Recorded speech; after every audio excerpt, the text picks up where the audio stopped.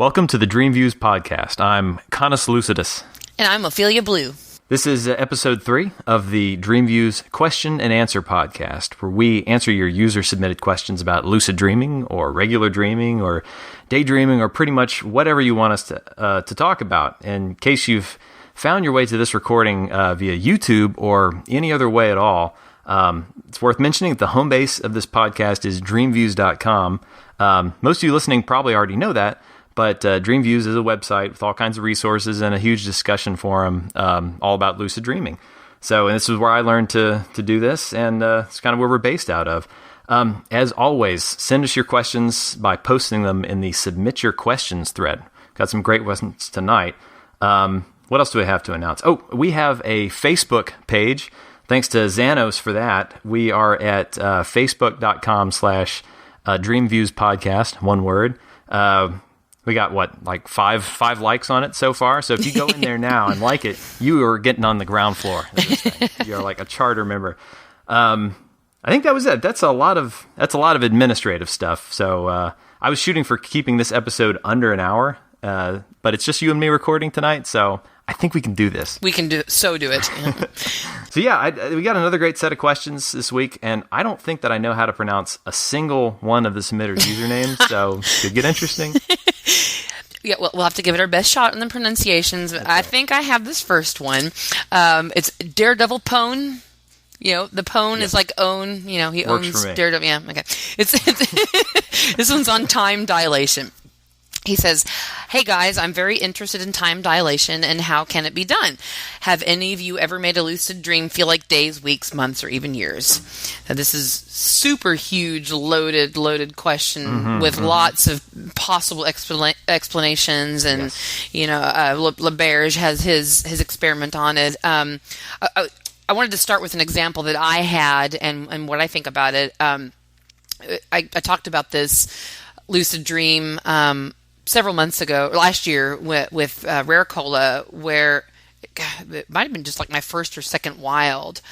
My boyfriend's alarm had gone off at about 5, and I went right back to sleep, felt the vibrations, felt the lucid dream onset, and started to do a task of the month. And I think I did one, and I attempted another one, and the whole time I felt like it had taken about 30 minutes, but also the whole time I remember thinking that when Danny wakes up, he has about a 10-minute bathroom ritual of getting ready before then he wakes me up.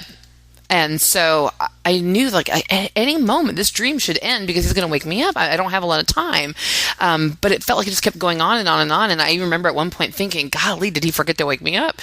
But, whatever. I'm going to keep going on with the lucid dream. Yeah. And it felt like it took about 30 minutes. And then finally I did hear this buzzing sound. I remember I was with the dream character at that time, and we were like, what is that? And I was like, I don't know. And I realized, that's his electric toothbrush, which is the final phase of the it wasn't. I think we were talking about this earlier. It's not actually his snot rockets that woke me up. I didn't hear the snot rockets this time. It was the electric toothbrush. And the snot rockets just help you mark time. Yeah, if I'd heard that, then I'd be like, okay, that's about 5 minutes. The snot rockets is like 5 minutes, and then the electric toothbrush is about 10 minutes. So I'm like, I'm thinking that, wow, did he just really take 30 minutes in the bathroom when he normally takes 10? So I finally woke up, and I asked him, hey, Danny, I just had a lucid dream after your alarm went off. It's like, did you take a longer time in the bathroom? He's like, nope, it's been 10 minutes. See, it's 5:10. I was like, cool. That was my first example of time dilation. That's awesome. And because for sure that was the right amount of time, because the alarm went off at 5, right? Yep. I heard that right? And then 5:10 is when you started talking to him. Yep. And you had an experience that in your estimation was like 30 minutes worth of stuff, 30 minutes worth of memories, right? Yeah, not an epic time dilation by any means. But you know what? 3 times over, pretty darn good, It was, pretty cool. Yeah, it was a lot of piddling around and a lot of just attempting tasks, failing one, and trying to do it, and just I was running around the backyard doing all kinds of stuff. This was one where we had to write something. Oh, we had to write a waking life memory on a piece of paper. Oh, wow. So I remembered that I was like, okay, where's the piece of paper? because I was in the backyard of our house, and I was like, I remember there was a piece of paper by the grill. Like, there really was in real life a piece of paper by the grill that my son had left there, and it was still there. Like, in the dream, it was there. So I was like, oh, perfect. Now that was not planned. No, not you planned. hadn't said, hey, leave the paper for me to. That was just there. No, but yeah, I just remembered that there was a little piece of garbage that needed to be thrown away at some point. And I was like, go paper, subconscious. yeah, no kidding. And then I was like, if I had a pen, that would be great. I looked down on the ground, there was a pen, and then I wanted to. The memory I wrote was, last night for dinner I had chicken, something like that. Yeah, and I remember trying to write. I must have tried to write that thing like 10 damn times, because I would write it and the words would get garbled. If I looked at the word I was writing and then looked away and then looked back at it, it was all just gone. It was just a mess. Writing is tough stuff. Some people are amazing at it, but it is not easy for me. Not easy for me. So all of this stuff took all this time, summoning all the parts that I needed to do it, and then moving on to another. I don't remember what else I tried to do, and then and it just all this time. And I remember, like I was telling you earlier, I remember thinking, God, I hope I'm not, going to be late for work, because I feel like this should have ended by now. Right. And it's funny too, because in spite of the having a little anxiety and everything, the dream kept going. Because when I get a little anxious about just anything, it can kind of shorten the experience for me. But I mean, it sounds like you stayed locked in. I mean, do you have any idea like how you managed to extend it? Was it just the sheer amount of stuff that you did, or what was it, do you think? I think so, and this is gonna segue nicely into what something that I read in a thread, where this thread by Flow of My Soul. It's a really great thread about lucid dreams and time. One reply by Box77, he talks about. I'll just quote what he says. He says, "I think it could seem a long time because of perhaps we used to take shortcuts from mainframes to mainframes and don't spend much time in the middle." So it's like if you have a lucid dream, and you're recalling major points, only like maybe 3 major points, it'll seem like a short time. But if you are focused on every single little point, I'm trying to do this task, and I need to summon these 3 things just to do this task, and I have to do 3 things for each thing I have to summon to do the task, and then you recall all that, it's going to seem like a much longer period of time, just like it does in waking life. If you try to recall a day where nothing really significant happened, you can recall it pretty quick. That's a great point. Yeah, but if you think about how much time you spend doing mundane things like driving somewhere, or like staring aimlessly at your computer screen, or whatever, scratching some body part, or it's one of these things where your mind, when you face that much novel experience, there's kind of this assumption that a lot of time has passed. Exactly.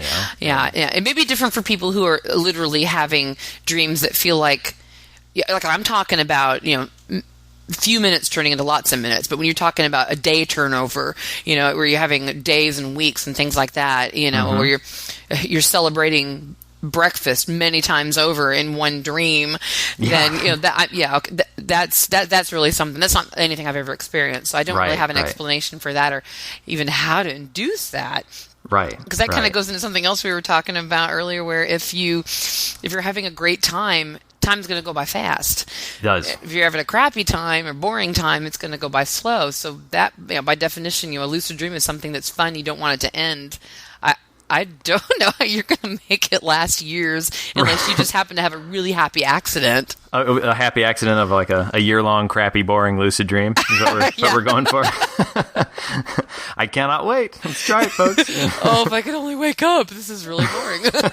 No, it's true though. Like when you're in a waiting room and you forgot your iPhone or whatever it is, and you're sitting there just watching the seconds creep by, it is an eternity. It really feels that way. And yeah, like when you're, it's tough because you were doing lots and lots of stuff, and having a good time and everything. But I think part of it was being so focused on what you're doing, and probably, in my opinion, on the fact that you were trying to really remember what you're doing. Because that was something else that you mentioned just a few minutes ago too, is how much you have over time learned to focus on remembering the high points of your lucid dreams and saying, you know what, I am gonna remember this later. I'm filing this away right now. This experience, and I think that is. I'll get into this a little bit later, but I definitely believe that's a huge part of our experience of time is what we remember, because you only are ever truly experiencing a given moment, but that just passes. It slips through your fingers, and it's a memory the next second. And so your life is just this sequence of these memories, and so the way that you store them and lay them down and sequence them and organize them, that is your perception of time. Yeah, absolutely. And so, by that token, if you were to try and recall what you did in waking life yesterday, if you only remember a few things, you might think, oh, it was a short day. Or if you really tried to remember every single thing you did, then there you go. It's a much longer day. Right. And it works. Yeah, if you have a day where everything's boring, you have a boring commute, and you at work you like Candy Crush your day away, you're not going to remember a whole lot about that day. It's not going to be one of these that sticks in your mind for, it just sort of vanishes. And it's sort of a sad thing to say in a way, but it's like you didn't really experience a full day.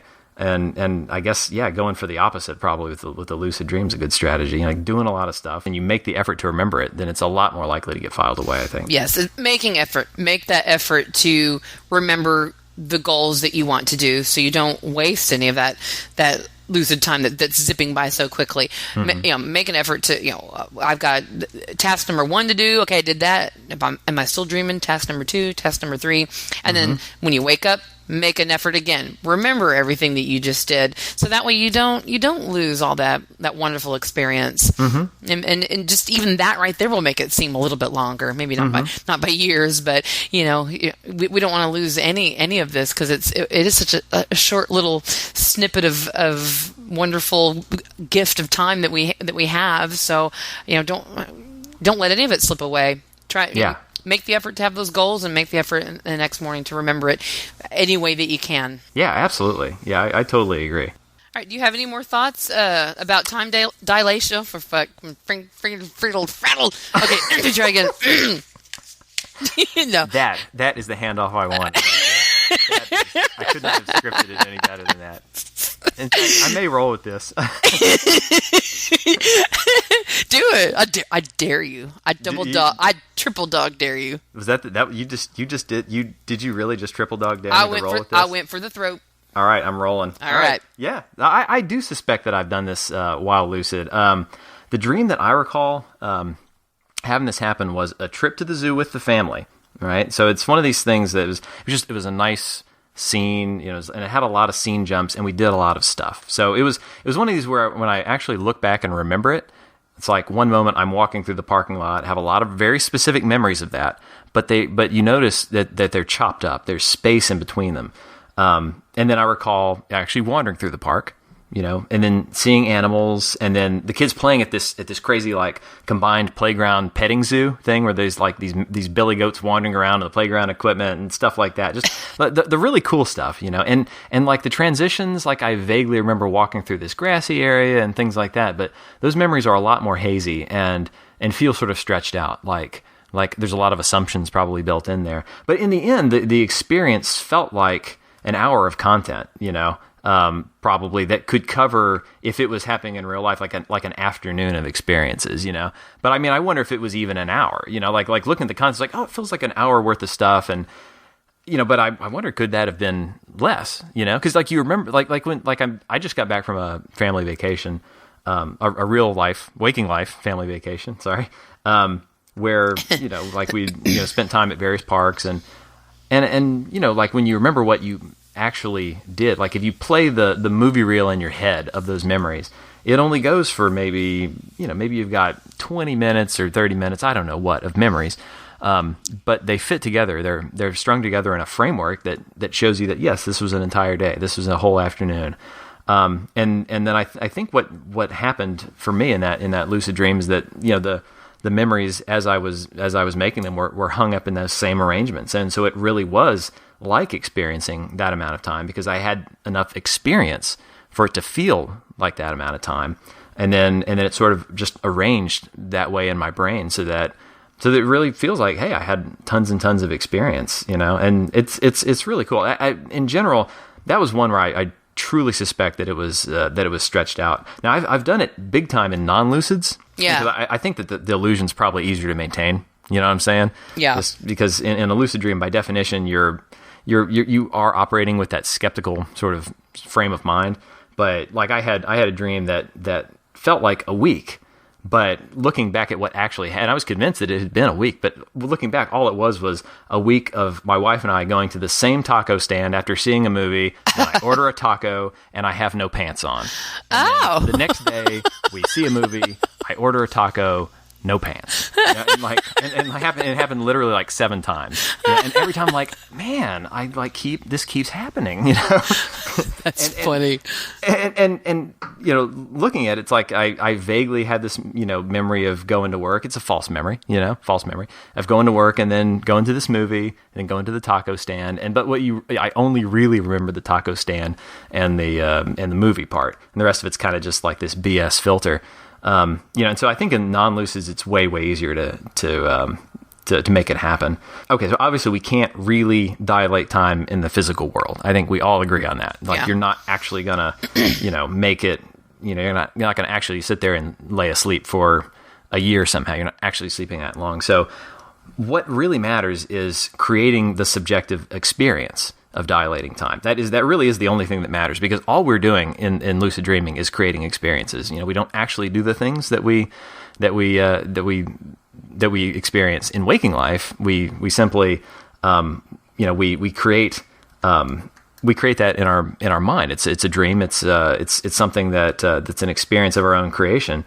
So how do you, is this just another experience that we can create? And I think that certainly your example proves that, at least to some degree, we can. It's just a question of how far can you stretch this out? And there is a great thread, in addition to the one that you pointed out on here. It's called, this is on DreamViews.com. Of course, it's called "Why Is Everything But Dilating Time Possible in a Lucid Dream?" And I'll, when I post this up, I'll put a link to that and the thread that you mentioned too. Okay.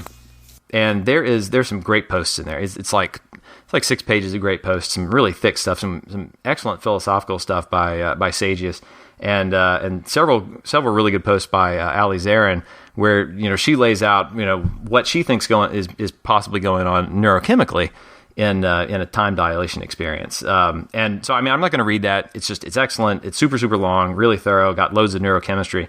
But the summary of it is that in her view, and in mine too, is that the perception of time is probably tied to the rate at which we are encoding memories. All right. So if your brain is busy with lots and lots of other tasks, you've got less mental capacity to encode memories. So if you have ever sat down and if you get really into a Sudoku problem or a crossword or something like that, the time can just seem to fly by, because a great deal of your mental energy is focused on this task, not laying down a lot of novel experiences, but just doing something that's fun, and brings you a lot of pleasure, but isn't necessarily making time go very slowly. It seems to pass really quickly. That's what people talk about, that stuff killing time. And they mean that. That's the basic framework, right? Is that how fast we encode, or how much memory we're encoding per unit of time probably affects how long we feel it lasted. So what about Laberge's experiments? Did you mention? I should probably just re-summarize what those were. But Stephen Laberge, if anyone's not familiar with Stephen Laberge, he's godfather, pioneer of lucid dreaming, the inventor of the mild technique, which is one of the most fundamental of the lucid dreaming texts. And what he did was he got experienced lucid dreamers to count a certain range of numbers. I don't know what it was, 1 to 10, 1 to 20, something like that, and said, hey, count about 1 second per number, and then they wake themselves up once they had completed the task. And he found that, in general, it was about equal to real time. So if they counted off 20 seconds in the dream, it was roughly equivalent to 20 seconds in waking life. And so that would seem to indicate that the brain pretty much, when it's dreaming, passes time at the same rate as is in waking life. But the counter argument to that, and I think a really convincing one, is this just the brain doing this because we asked it to, right? We have, by sitting there counting out seconds, we've asked the brain to do this particular job, focused all of our energy on it, and the brain's pretty good at answering our requests, and so we've said essentially, all right, count off clock seconds basically. And don't worry about creating some dream experience for me. Just count off seconds, and so that's maybe just us getting what we asked for. So that was I think that's a pretty good explanation for that. So if we take all this, that we think the amount of content that we remember affects how long the experience seems to last. One idea that was mentioned in the thread was to try floating in a white void and imagining seconds on the clock ticking more slowly. You know what I mean? So basically, you got a clock, and you imagine the clock, slowing down and time just really, really ticking by slowly. And the idea there is that by being in a white void, you're not generating much dream content, so your brain's not doing a whole lot of anything except this slowing down time that you're asking it to do. And that this is all pretty speculative because I don't know if anyone's actually done that experiment, but it seemed like a pretty interesting idea. The problem is it kind of falls into your definition of like a really, really boring lucid dream, right? Like, yeah. Watching the clock go really slow. Yeah. So I'm not sure about that one.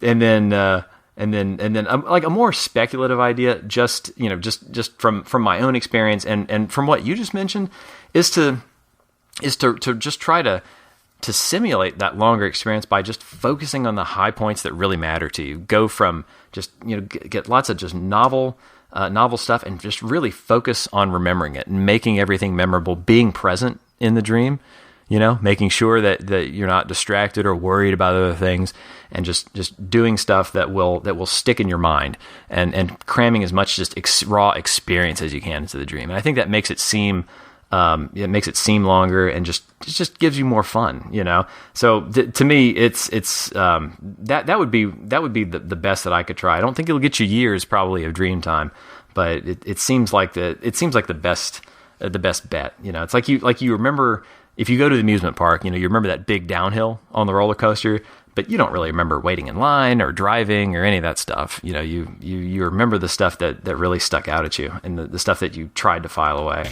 Yeah, so that's a good point. Yeah. Cool. So let's see. Just to, I guess kind of sum all that up. Hit the high points. Really try to remember the experiences that you have and really file them away as you have them. There's nothing based on snot rockets we can recommend at this time. No, not at this time. Something you said though that I really liked was what you talked about. The brain assuming things, the in between phases, like if you were, I think it might have been even, it was box 77 that talked about baking a cake. Well, if you're baking a cake in a lucid dream, you might be measuring the ingredients at one point, then mixing them at another point, and then, throwing it in the oven. They may have happened like, right after one after the other in the lucid dream, but your brain's going to fill in the time because, in real life, that whole process takes about 2 hours. Yeah. So your brain's going to assume, well, there's probably 30 minutes of wait time in between each thing or whatever. And just the assumptions of your brain kind of padding the time in between each actual high point, like you were mentioning. That was box 77. That's a great example. Yeah. It'll make you, when it's time to recall the dream, it'll make it seem longer, because that may be for another time, the difference between how long does it feel in the moment versus how long when you're actually recalling it later. Mm-hmm. Right, absolutely. We're probably ready for question number 2? I think we are. All right, so this is from Granny. All right, so is it Granny? You think Granny Piggums, or are we going with... See, I was also thinking like, it could be Granny Pimes, like paradigms. You know what I'm saying? He did say something about a pig, I think. He said something about a pig? All right. We're going to go with Granny Piggums. Granny Piggums is the name we're going with. All right. If we're wrong, I'm sorry. Yeah, just come beat us up on the thread if we're butchering these names, which I'm sure I am at least. Okay, so this is Granny Piggums. What is your preferred method for stabilizing dreams? I've heard many ways, but none have ever seemed to work for me. This is a good question. The first one that I always start with are the old favorites. I go to rubbing the hands together. It's classic. It's just classic because you don't need much of a dream environment to do it, and so it's appropriate for just about any situation. So even if you are completely in the void, I like thinking about how to act. How to work in the void. I end up there a lot, and I find it's pretty versatile. So I do a bunch there, and the hand rubbing's a good one because it's always going to be there, and it forces your brain to produce that sensation. And by doing it, you're also assuming, all right, I actually have a dream body. I'm in this scene. You'll make everything a lot more substantial, and it takes focus off of the sleeping body, which is what you don't want to think about. Mm-hmm. You want to be really just purely focused on the reality that's the dream side of things. Because if you're looking at the physical world and anything you're experiencing there, that pulls you away from getting hooked into the dream experience. Now, I don't know if anyone remembers episode 1, and where you mentioned the make out with the ground technique. Oh yeah, the full Xanos. Just to recap, if anyone's not familiar with this is where Xanos he saved his South America task of the year he had this really unstable lucid dream going on, and then he kind of flopped on the ground and then said, "Hey," and then just kind of. Did I hear something? Yeah, I was trying to do that. I've been feeling fine. Oh. Yeah, anyway. I thought that was maybe like a kid talking in there. No, that's great. Yeah, well, and so yeah, he did the whole the whole make out with the ground thing, and it stabilized the dream, and he pulled off South America task of the year, diving over Angel Falls. So that's a big success right there. I did some field research on this one because it was mentioned. This was a question that we got a while back, and I said that I would try this. So I had a false awakening, and I walked to my wife's side of the bed. So basically it was like it was a false awakening. I realized what it was. Got up, walked to my wife's side of the bed, and I was like, all right, so I'm supposed to do this thing where I make out with the dream scene. So my first inclination was to like make out with my wife, but that's the wrong thing to do, right? Because that's not, maybe that's a fun thing to do, but that's not a good stabilization technique. So I was like, no, all right, so I'm going to make out with the mattress, and so I just dived onto that mattress, and I went for it, and I woke up. I don't know if this was a real awakening or a false awakening, because I went into a de-isled immediately afterward, but I woke up with my mouth kind of moving around. I mean, it was actually really embarrassing, weird. And I kind of suspected it was a false awakening, like I just was like, oh, this isn't going to work. Oh, and then I woke up. Because it seems a little weird to have my mouth moving around, but that was the experience I had. It did not really stabilize the scene for me, but it could be fun to try if you want to, and I was glad I tried it out, and it ended up being a nice de-isled chain in the end. The general approach that I just advocate, and regardless of how you do it, is to just really take in the detail of the scene, and just amaze yourself with how vivid everything that you're seeing is, and that to me is the common thread for just about all stabilization techniques. You just want to really get hooked into it and not be paying attention to the waking world, and just try to bring your dream vividness up. I think those really go hand in hand. They're one and the same. Trying to stabilize the dream that you're in, and bringing up that dream vividness at the same time. That's all part of the same ball of wax, and just accepting that dreams can be more vivid than waking life. That's a really hard thing to swallow at first. It was for me. But to me, it's absolutely true that a dream can be more vivid than waking life, simply because you don't realize how much of your waking life sensory input is just filled in by your brain. It's not really what you're seeing; it's what you think you're seeing, and things like that. Whereas a dream, the entire thing can be constructed according to your expectations. So those are the main tips that I had. Just getting in there and really getting into the scene, and making all that detail real to you. Did you have some favorite stabilization techs? I do, and I'll stir the dirt a little bit on this one, because I'm kind of from that school that feels if you're a little, yeah, I mean, all your techniques are great, great advice. I worry sometimes about dreamers, new dreamers, intro students and things like that, worrying too much that when they have a lucid dream that the first thing they have to do is stabilize. Mm-hmm. And that can cause this, the schema effect where, where it's kind of like setting yourself up for failure.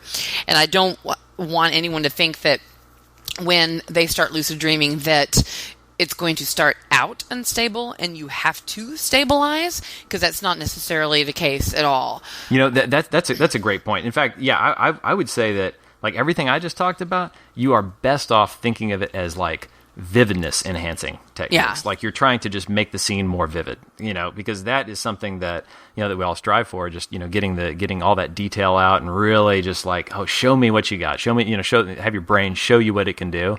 And you like thinking of it as stabilization. It's like you said, it does imply that there is some destabilization demon that you have to slay. Yeah. And really, if you think of it more in positive terms of like, all right, I'm gonna get crazy amounts of detail out of this dream. Watch me do it. And like that to me is more that has you do everything you need to do without being based on any potentially kind of wonky schemas or anything. That's a really good point. Yeah, absolutely. It's kind of like you're going to have a lucid dream. It's going to be great. Now, what are the boost effects that I can do here? Yes, perfect. Right. What can I do to enhance things? Yes. And again, some dreams may start out a little funky, and it really just it's no different than, okay, you're walking to work on a rainy day. Well, sometimes I wake up. I always say that, but I hope people know what I mean. I wake up into a lucid dream, because a lot of times they start out in my bed. I get up out of the bed and I think, am I awake or is it lucid? No, I'm lucid dreaming. Mm-hmm. And I'm entangled in sheets. We've talked about this. Of course, entangled right. in your bedding.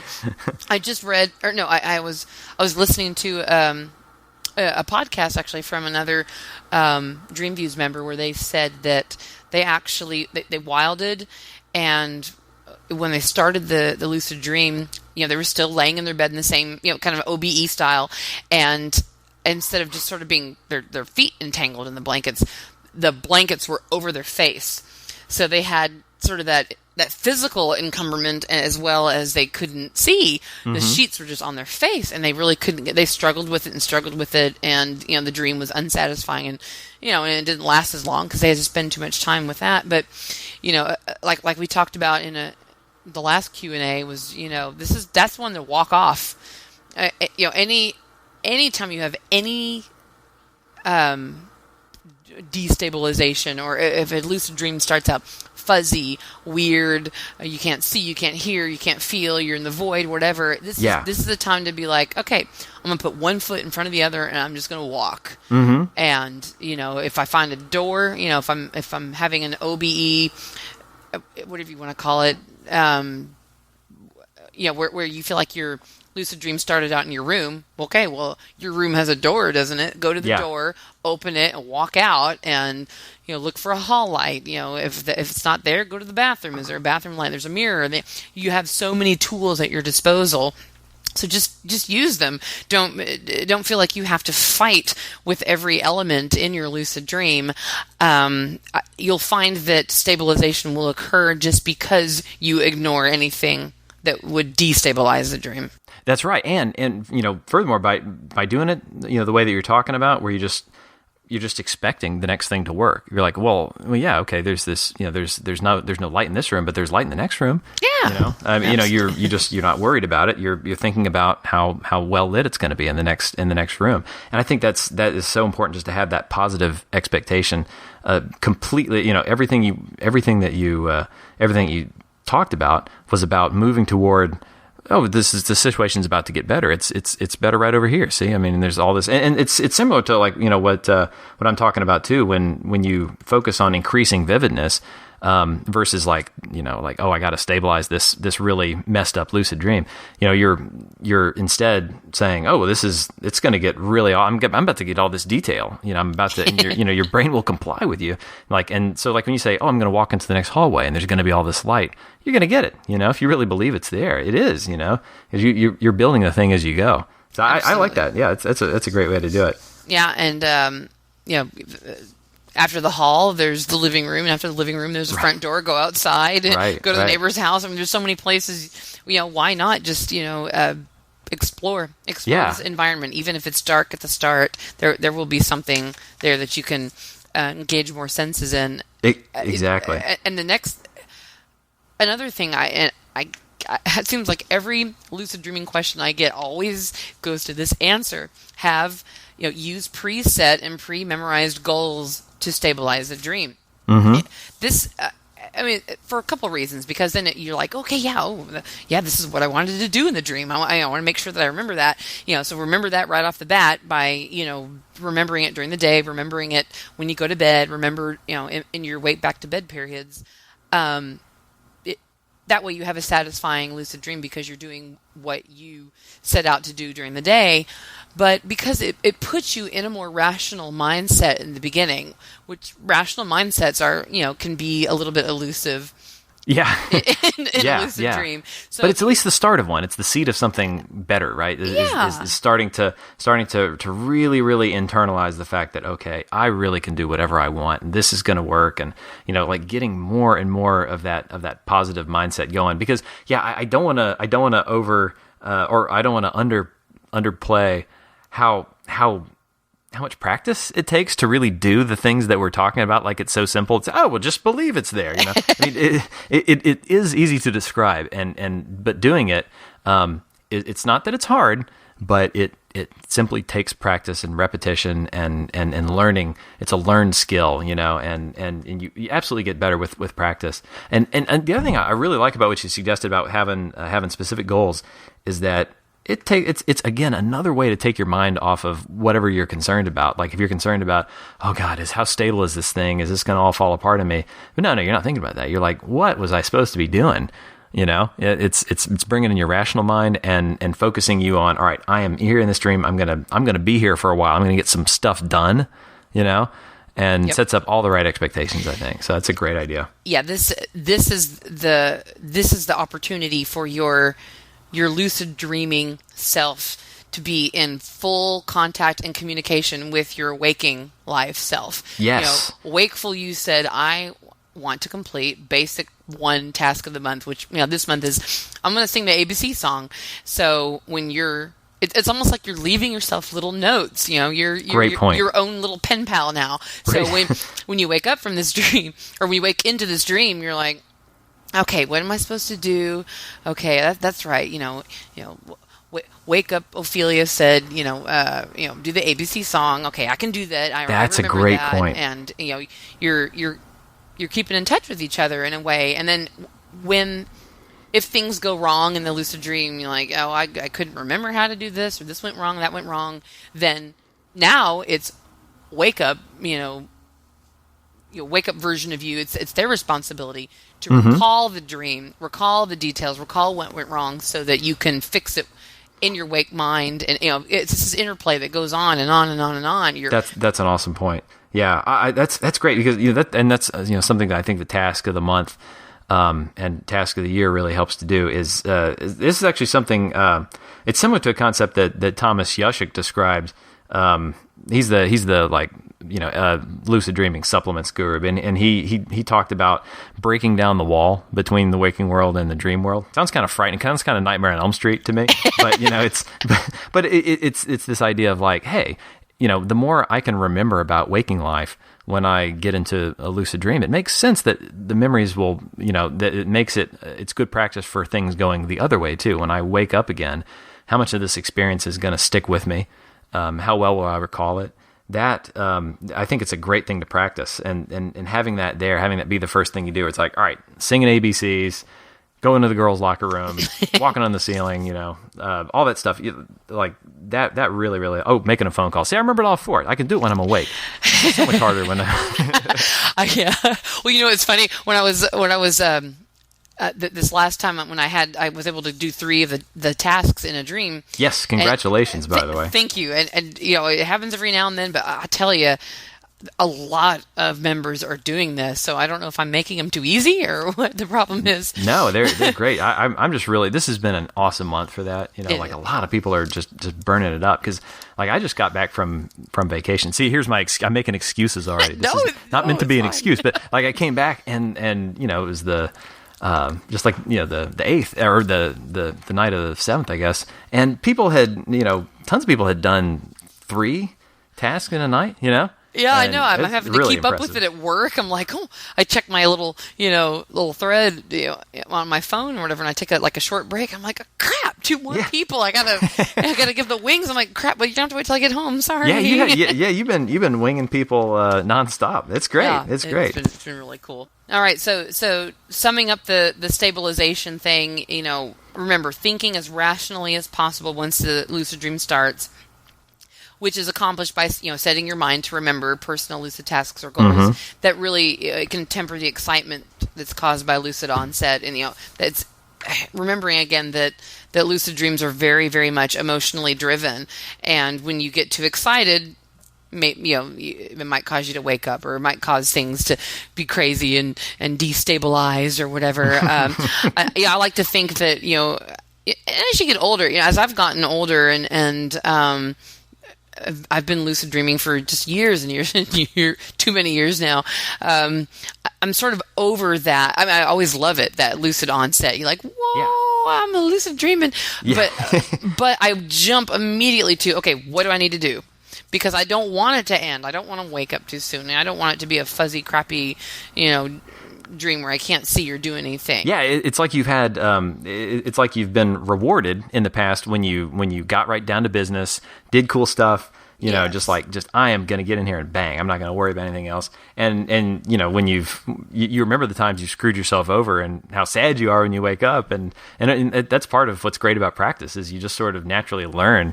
When you get good results and bad results, and that's why there's just nothing I think that really beats more time just getting in there and doing this and showing up over and over, doing those wake back to beds over and over, and just getting in there and getting the practice. It really it just pays off. You learn some of it with like through all this active will, and some of you just learn naturally from doing it. Absolutely. You're kind of getting to know this other side of yourself, and once you know what this other side of you, what those inclinations are, you can learn. Okay, which one of them, which ones are good, which ones help me, which ones are not so helpful. Yeah. And you train yourself. I will say it again and again and again until everybody gets it in their head. When you start that lucid dream, be Mr. Goal Orientation. Well, what can what am I supposed to do right now? And you'll be so happy when you wake up. You'll be like, oh, okay, thank you, dreaming self, for listening to waking self. Yeah. Yeah, exactly. Yeah, well, you and I are old enough to remember the 80s, so we can get into that goal-oriented mindset or whatever, Of course. Yeah, that's great. That's great. I think that's a great way to start. The other thing that I like to add is to not, flowing with what you said before, is like, don't worry about destabilization. Think of it as I am gonna just draw out crazy amounts of detail and vividness from the scene. And I'm serious when I say this, that a dream can be more vivid than waking life. Tons of people are listening to this and saying, that guy full of crap, but it really is true. It's just the amount of detail your brain is capable of generating when you expect it and when you demand it. Like you just know it's going to happen. Like, let me see how amazing my hands are going to look, or how amazing this floor tile is going to look, and just get into it. That hooks you in. You are in there. You get belted in because your brain is completely focused on generating all this stuff you've demanded, meeting all your demands. And that it doesn't have any time to worry about like that itch on your nose, or what might be happening to your waking or to your your waking life body, or any of that stuff. So I agree that just not thinking of it as stabilization at all. Think of it in some other way, like hey, I'm going to do goals, or I'm going to light just around the corner, or hey, let me just look at how detailed this thing is. That's just a much better mindset to think of it, and cool stuff happens too when you do that kind of stuff. That's true. When you said the itch on the nose thing, you totally reminded me of a detail that I left out in a dream lately. Of a recent one? Yeah, one of the ones where I was trying to do that. Your triple hitter?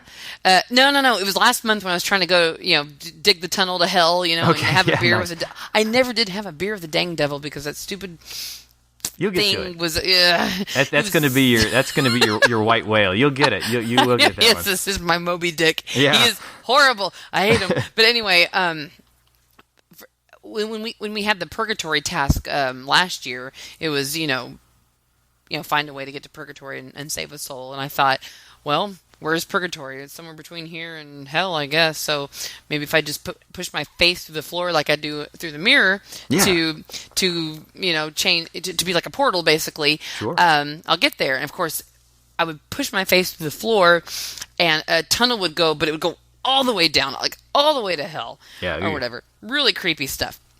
But anyway, I remember one time, because I wear glasses a lot. I wear them a lot more now just because I don't like messing with contacts when I have to get up like really early for the bakery. It's just, I don't want to mess with it. So it's really starting to bleed over as residue into my lucid dreams. Because I went for years like not wearing glasses at all, and now I'm wearing them more often. So there've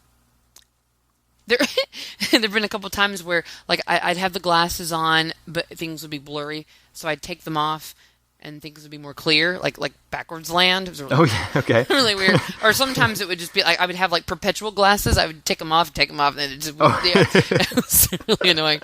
But anyway, I get mixed results there. But one of the last hell tasks, I was getting to the floor. Okay, I'm putting my face through the carpet, get to hell, and I was suddenly really aware of my glasses, and I was like, "Oh shit, what do I do with them? If I'm gonna smash my face through the carpet, what if the glasses fall off and fall all the way down to the bottom pit of hell, and then I can't see and I can't do anything? Because you're not.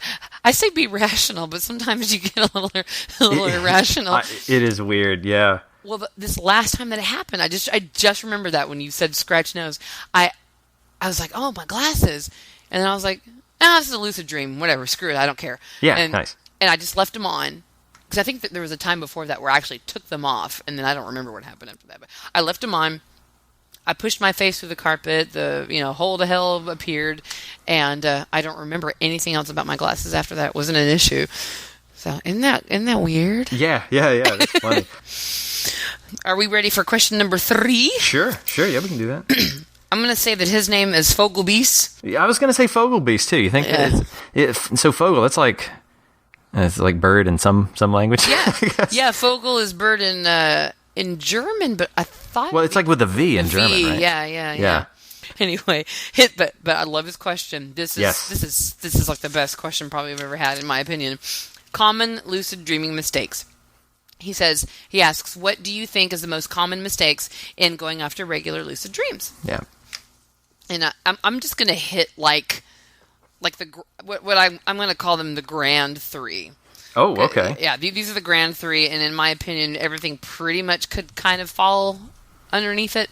But number 1, again, if you start your lucid dream thinking and believing that you have to stabilize, you're already setting yourself up for failure. You need to remember, again, that the lucid dreams are driven highly, highly, highly by emotions. So don't start the dream out by doubting yourself. Don't start the dream out before you go to sleep by doubting yourself, by saying that you're going to have to stabilize. We covered all that already. Mm-hmm. Anyway, yeah.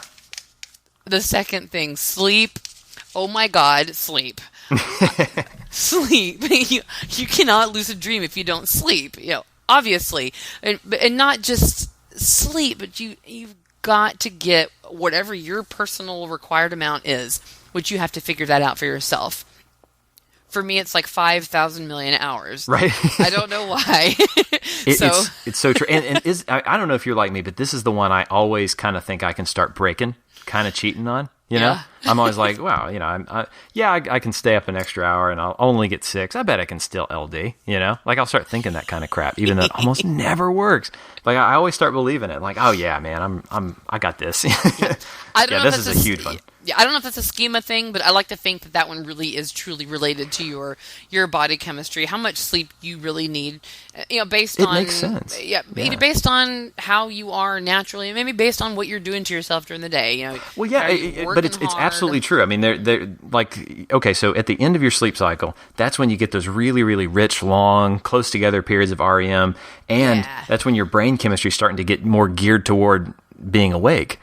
You know, and that's when you've got just the best shot at you know, at your rational mind kicking in and realizing that it's a dream, and then having enough REM to actually do something about it. You know, absolutely, like it's just you just got way better odds. I agree. This is a huge one. And there are some people who really just sleep so little. Einstein needed 4 hours of sleep per night just, you know, to function or whatever, and you know. Paige Ems needs like 9 seconds, and she can have all the lucid dreams. I know, right? Yeah. Well, you know, I don't know what makes the difference, if it's a schema or if it's just, you know, your body chemistry, or maybe even just the emotional and stress levels you have during the day. Or your diet. You know, there are all kinds of things going on during the day may require you more downtime, more. You know, really hard, long, deep sleep before you get to those really long, juicy REM cycles. Yeah, that's right. So again, that's for you to figure out. I'm not saying, what you're doing with yourself during the day is crappy and you need to fix that so you can sleep, you know, 6 hours and have a lucid dream. No, I'm not saying that at all. You just, you know, because for me, unfortunately, my lucid dreams are kind of dependent on my days off, because that's the time that I can sleep in as late as I want, and I'll do these massive wake back to beds. Yeah, I'll get my boyfriend will get up early for work. I'll go back to bed. I'll get my son off to school. I'll go back to sleep. I'll wake up maybe another time, take the dogs out, go back to sleep. It's just crazy. Like, are we talking like a couple hours? Like it'll start at 5, and I'll lucid dream anywhere between 7 and 10 in the morning. Oh yeah, whoa, yeah. I'm a real princess. I admit it when it comes to my sleep, and you know, and I have this this fan with the white noise, and I have all these little elements, and you know, that's perfect though. You know, I mean, it's you know, because you give yourself that time to just to be really relaxed. Get all if your body needs a deep sleep, get it taken care of. Absolutely. You know, and then after that, it's just got plenty of time to just have that relaxed, nice REM, and you're just right on the edge of being awake. Beautiful time for it, yeah. And it's one of those things that it was always the case with me, but until I really truly said, okay, this is what I need to lucid dream, then suddenly I started having tons and tons and tons more. Oh, yeah? Before they were so few and far between. And when I finally just said, okay, this is how much sleep I need. Yeah. Here are the days I'm going to get it, and I will do the ritual. I'll do the requirements. I'll write my dream journal. I'll go to bed when I'm supposed to. I'll get up when I'm supposed to, and you know, and have my goals and all the routine and all the discipline. Until those days that I get the sleep that I need, it's pretty much 9 out of 10 times if I follow my rules that I know I need to follow, I'll have the lucid dream. This is huge. I'm really, really glad you emphasize this one, because it's one of those that you can. It's easy to believe it's disposable. And it just is so important. It's hard to get around. I mean, it seems logical. You know, you think, well, to have a lucid dream, I probably ought to sleep every now and then. You know, but it's godly. It's easy to convince yourself that I can stay up a little later. And exactly. I can work and stress myself out right before I fall asleep, and I'll still have great dreams. I know. I'll be a big old baby. I'll be like, I don't want to go to bed right now. I want to stay up and play. And then I'm like, I'll just watch another movie. 2 o'clock. Yeah, I could probably. Well, that's another area where it is important, I think, to be motivated and excited to do it, because you've got to choose. Like when you have to make choices like that, like, am I going to play 2 hours of video games, or am I going to actually go to sleep, in time to have a shot at an LD? You've got to be motivated and excited, or it's just going to be like, nah, I'll just do this other activity. And so, because I don't know, in life, sleep is always something that was kind of easy for me to sacrifice, even though I know it made me feel kind of crappy the next day. But LD has really kind of swung it over to the other way for me, like where I'm like, all right, I got to get to sleep, because not only am I going to feel bad the next day, I'm not going to probably have a lucid if I don't, get some sleep. So it's so worth it. It's worth it for the lucid dreaming, and it's worth it too because the more often that you establish whatever your regular sleep pattern is, whatever you decide it is, the more regularly that you do it, then the more you can kind of experiment and hone in on what it does, on what you need that makes you lucid dream better. Yes. The more regular you are with that, the more you can really say, okay, this doesn't work, this does, this doesn't, this does. And then every night that you go to bed, it is 100% choice whether or not you're going to have a lucid dream. Because now you know what you need. Yeah, and there's no more, I'm stressed, I don't feel good. Or, You sound like me. I sound like me too. Because it's been a long process, It's taken a lot of. Again, I'm going to bring up Einstein. He said, "What is it? The definition of insanity is, when you do the same thing over and over again, but you expect a different result. I'm going to go to bed at 3 a.m. I feel good. I feel fine. I'll get plenty of sleep. I'm going to have a lucid dream, and then I'm like, oh man, what's that guy know? He only slept 4 hours a night anyway. I hate him. But it's true, and the more real you are with yourself. Yeah. It's about you. It's not about what everyone else in DreamViews is doing. That's right. That's right. 100% about you and your universe and what works for you. Absolutely right. And it's worth it to work out all those details. And then it's an ongoing process, too. You don't know, God, what worked for me 5 years ago is a little bit different now. So you need to really be on top of what works for you so that you know if something in your life is going to change it. Totally agree. I mean, it's so personal, you can't be comparing yourself to the people that just like sit down on the toilet and wild, I mean, like you got your own style, like especially like when you're starting out early on and everything, and like you want to give yourself just every opportunity to hit the right notes and get those experiences that build you toward being able to do the more advanced stuff. I haven't moved past that stage. I need to be fresh as a daisy and get my wake back to bed and all that, and yeah, this is great. This is probably the most important bit of the whole podcast, is just how important this is. Yeah, totally agree. Sleep, definitely. And this is part of the big three. It really could kind of fall under sleep, but I wanted to talk about drugs and alcohol, legal or illegal, whatever. I'm not saying I'm for or against it. I'm just I really want to stress the fact that when you have any kind of chemical in your body, there is a certain amount of time that you're asleep that your body is going to be processing. Your liver is going to be removing it. Whatever the body does anatomically to process these chemicals, it kind of takes away from your overall sleep. The way I kind of look at it, it's like if I'm going to go out, my boyfriend and I, we're going to go have tacos and margaritas. If I have like 2 margaritas, I like to look at that as, well, whenever I go to bed, subtract an hour per drink from my overall sleep, because that's what I don't know how accurate that is, but I like to think of it that way, because that is the time that my body needs to recuperate from that. Mm-hmm. Yeah. And that does tend to, and it's true, it tends to either delay or completely annihilate my lucid dreams.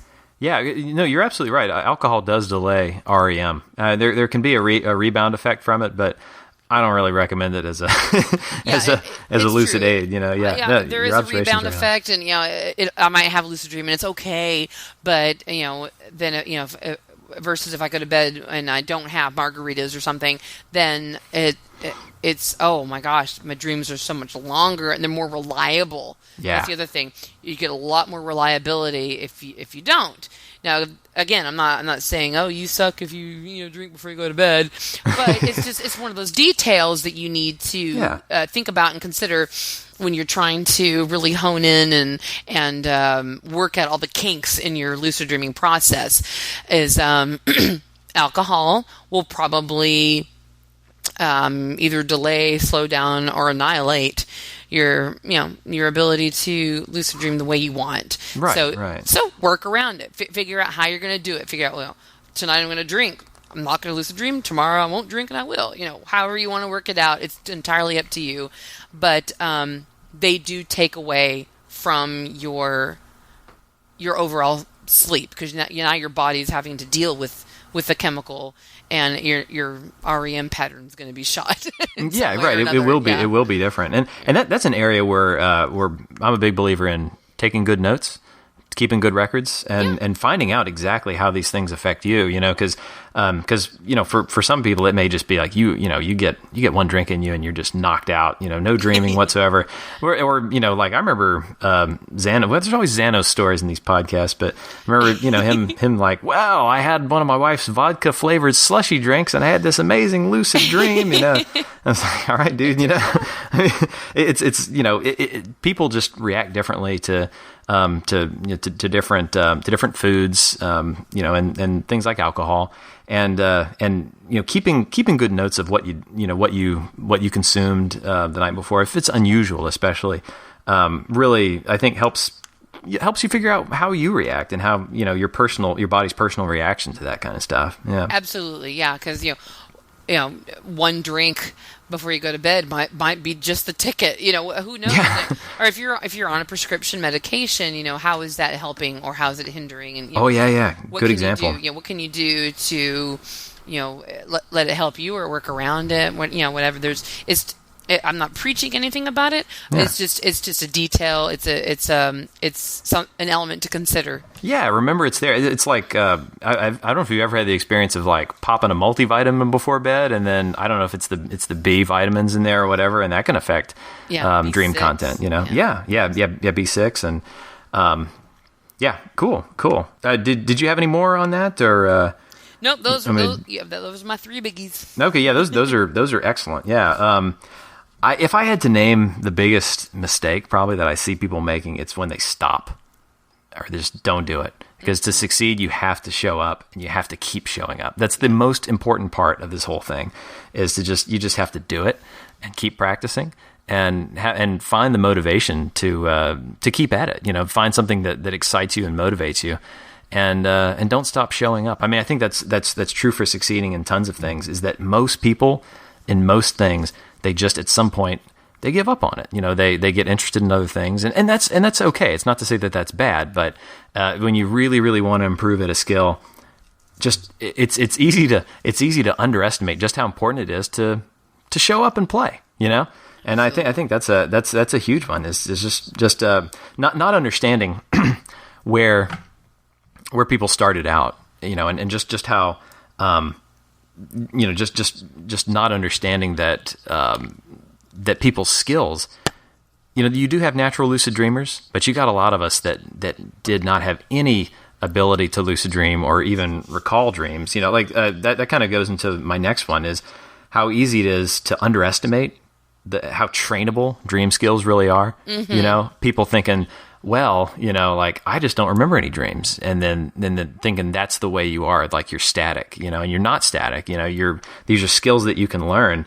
And even if you don't feel like you're a natural at something now, it can become something that you're at least pretty good at. It can be another tool that you pick up. Like dream recall, hugely trainable skill. Because I remember when I was first getting into this, I had maybe 1 or 2 dreams a month that I would recall. I didn't pay attention to that stuff, but then I heard a podcast about lucid dreaming and then had a spontaneous one. And then I was like, what the hell was that? Cool. And then just started looking into it. And then it's like, all right, I got to learn how to recall dreams. It's like, oh God, and then, but yeah, you start writing it down, you start learning, you just try, you go for it and keep that consistency up, because, we're forming new habits.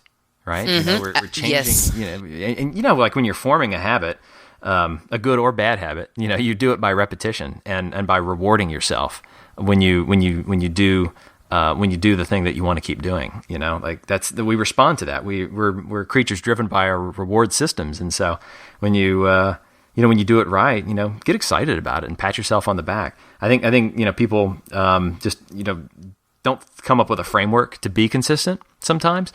And that's all part of, this whole ball of wax of just, stopping too soon, not thinking, not understanding just how much better you can get at the skills. And that even if you're starting from a place where, you just don't have a whole lot of dream skills to speak of at all, that's not your permanent situation. It's just something you can practice your way out of. You really can.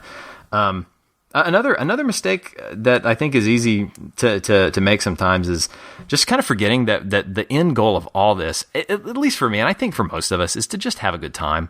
It really is just about having fun experiences. You can't take this stuff too seriously. You can't get too upset about dreams, especially non-lucid dreams. People can get a little wigged out about it. And maybe sometimes making these experiences out to be more than they are, feeling fear, all that stuff is not really necessary, I think. And when you emphasize the fun side of it, versus just like, feeling bad or comparing yourself to, it's like, I don't have as many LDs as, Brandon Boss or whatever, Yeah. Like you gotta just view it as this is a way that I can experience, something fun, the fullness of life, all that stuff. And just enjoy it, because that will help motivate you. When something is enjoyable, it's something you look forward to. It brings you pleasure. It's something you'll keep wanting to do, because that's what it's about. Like when you enjoy something, your brain learns that, hey, we got to do this again. That was fun. It's often manipulated in a bad way when you eat certain kinds of foods or whatever, and then but what you want to do is build up that feeling of just enjoying what you're doing and not putting too much pressure on yourself or being too hard on yourself. And this is one that I forget to do sometimes. I'll start like, oh God, it's been too long since I had an LD, and what the hell am I doing? I'm not trying hard enough. And in the end, you got to be good to yourself and just enjoy it, I think. A less fundamental mistake, but one that I want to bring up just because I made it and it was a big mistake for me, blowing off Wake Back to Bed, that whole idea of it. I blew it off because I read about it, and I was, how dare you? I know. I read about it in LeBears, and I was like, hell no, I'm not doing it. Get up in the middle of the night like some kind of vampire and wander around for half an hour, or whatever, and like, this is crazy. This is nuts, and I cannot make this work. I have a wife and blah blah blah, and I totally get all those reasons, because those were my thought processes. And then I finally had an accidental Wake Back to Bed to get my second lucid dream, and that had been after over a month of trying and failing. And then I had an accidental one, and like where my wife, bless her, let me sleep in one day when the kids were up early, and I kind of woke up and I looked around and I was like, oh man, they're awake so early. And then I probably went to the bathroom, went back to bed, and then had my LD, and I was like, you know what, that was Wake Back to Bed, and it worked immediately. Nice. So and then for one other mistake that I think can hit more experienced lucid dreamers is just letting confidence slip and forgetting what you're capable of, I think. And this is a hard one. We all wrestle with this, I think, is just coming up with reasons that, I used to be able to do it, but it doesn't seem to work now. Or, did I really do all that? And, because after a while, especially in a dry spell, it can feel like that stuff happened a million years ago. Like it happened to somebody else. Can I really still do this? And it can really start shaking your confidence. And I think a great remedy for that is to keep a really good dream journal and read it. Go back and read all the badass stuff you did in the past, and just remotivate yourself, and remember what you're capable of, and don't forget it. And just keep that motivation up. Have something you're excited about, and just remember that you're going to do fun stuff that's exciting to you. And if you're not motivated, you're not going to make any effort to do it, I think. So now that reading your own journal is so huge. That goes along with what I was saying earlier about, wakeful you being in touch with lucid dreaming you. Yeah. It's so easy to forget those lucid dreams, because they're things you don't do really that much in real life. It's like, it's crazy, whimsical stuff. And so go back and read those dreams, get back in touch with, that part of you that lucid dreams, and it will really, it really does enhance like how often you have them, or like how vivid your next one will be. Sometimes I'll go, and I'm guilty of this, I'll go for a long time without reading my journal, and then I'll hit a dry spell. It's like it takes a dry spell to do it, and then I'll go back and I'm like, I did that? Yeah. Especially if it's like, seriously. Then that goes back with what you were saying before about the losing your confidence, because then you'll be like, I really did I did those things. Those are really cool. It's so easy to lose your confidence when you think, I should be on a streak of lucid dreaming, and then you're not, and then you suck. And then, whatever reason right now it ain't happening, go back and see what you did, because if you did it, you can do it again. Yeah, exactly. It puts you back in that mindset. It kind of widens the aperture a bit, and it brings you in. You look at the broader array of things that you've done, and it makes that your present again. You're like, I remember that. It takes you back to those moments, and they become yours again. It's like you remember them again, and you kind of go over those old memories and those old patterns, and it brings back that mindset, that confidence that you had at that time. I think it's a great thing to do. Absolutely. Cool. Well, I guess we can probably, that was all I had, so I think we can sum up. But I liked your big three, and if I have them right, it was don't go in there with a lack of confidence thinking you got to stabilize or you're screwed. Yeah. That's bad. Tip number 2, sleep. Get a little sleep. Doesn't hurt. Number 3 was